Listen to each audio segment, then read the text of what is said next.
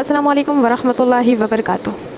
पिछले 5 साल से मुसलसल मेरे अम्मी अब्बा मेरे लिए रिश्ता तलाश कर रहे हैं। ना मेरा रिश्ता हो पा रहा है ना निकाह। इसमें सबसे बड़ी गलती मेरी और थोड़ी बहुत मेरे पेरेंट्स की। जब 20-22 साल की उम्र में मेरे रिश्ते आने शुरू हुए तब मैंने बहुत ज़्यादा नखरे दिखाए। इधर नहीं करूँगी, उधर नहीं करूँगी, ये नहीं चलेगा, वो नहीं चलेगा, वगैरह वगैरह। और मेरे पेरेंट्स ने भी थोड़ा बहुत मेरा सपोर्ट लेते हुए ये बात रखी कि एजुकेशन कंप्लीट हो जाए उसके बाद रिश्ता देखेंगे। और उस चक्कर में आज मैं शायद लोगों की नज़र में इतनी बड़ी हो चुकी हूँ कि अब मेरा रिश्ता होना मुश्किल हो रहा है। तो मेरी प्यारी बहनों, जो गलती मैंने की है वो आप ना करें। एजुकेशन के लिए पूरी ज़िंदगी पढ़िए, आप कभी भी अपनी एजुकेशन को ख़त्म कर सकते हैं। लेकिन निकाह के लिए एक वक्त होता है, एक एज होती है।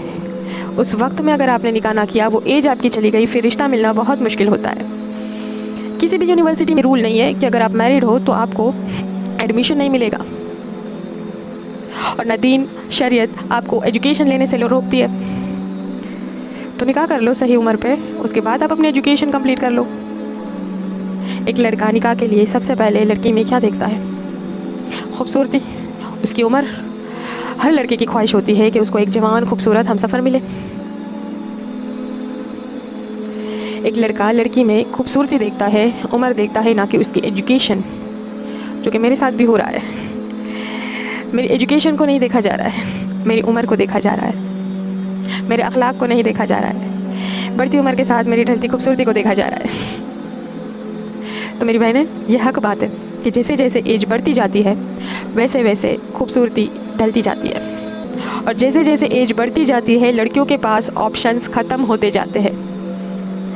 मैं तो बोलूँगी बचते ही नहीं हैं। और इसके साथ साथ और भी बहुत सारे नुकसान, फैमिलीज़ के ताने, रिलेटिव्स की बातें, ये भी तो झेलनी पड़ती है। तो निकाह को जल्दी करें, ये बहुत ज़रूरी है, ये बहुत इम्पॉर्टेंट है हम सब के लिए, माशरे के लिए, हमारे दीन के लिए, हमारे घरों के लिए।